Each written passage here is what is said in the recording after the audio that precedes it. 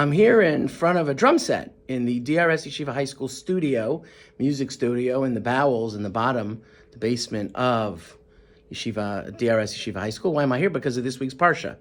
After the splitting of the sea, when Bnei Israel saw the destruction of their enemies right in front of them, and they saw freedom in front of them, they realized that they had finally won and their enemies were gone. Moshe sings this beautiful song to Hashem, the Shira, and then the pasuk tells us, "Vatikach Miriam Hanavia, Achos Aaron." Miriam, the prophet. This is where we learn that Miriam is a prophet. She had prophecy, a great quality that most people don't have. She's identified as the sister of Aaron. She takes a satof biyada. She takes the drums, or maybe a tambourine, something that makes noise like that through percussion. She takes it in her hand. Vateitzaena kol hanashim betupim avim cholot.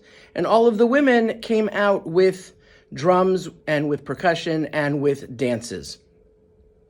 So the rabbis have some interpretations of this verse. The Vilna Gaon explains the women weren't singing; they were actually playing instruments. They were the band. They were the beat. And Rav Hirsch says that it was a spontaneous expression of their gratitude to Hashem.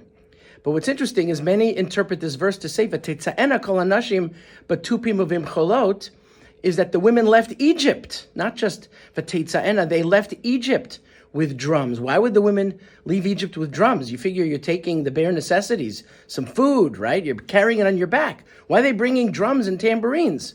And the rabbis explain that they foresaw through the nevuah, through the insight, the bina yisera that women have, the special insight, women's intuition, that there would be a great victory and they would need to dance and they would need to have music and celebrations. And they brought these drums, they brought these tupim, they brought these drums and these tambourines. It's interesting is we know that the women brought out mirrors because they donated the mirrors to the Mishkan.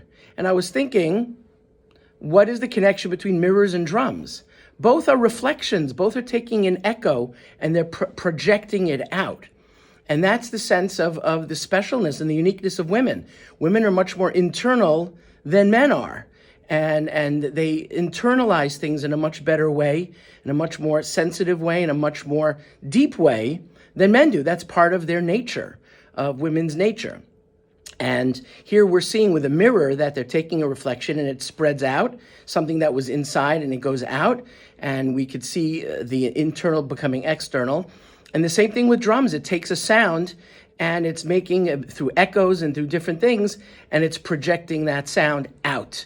And that's the uniqueness of women. So in addition to all the gratitude that we show Hashem, we have gratitude to Miriam, who's known as a neviah, prophet, and the gratitude to the women that have this sense, this internal sense that pulsates and is b'schus nashim tzidkanios, the rabbis say, because of these great righteous women, the Jewish people left Egypt, and redemption will come. And Emir Hashem, they say the future redemption as well.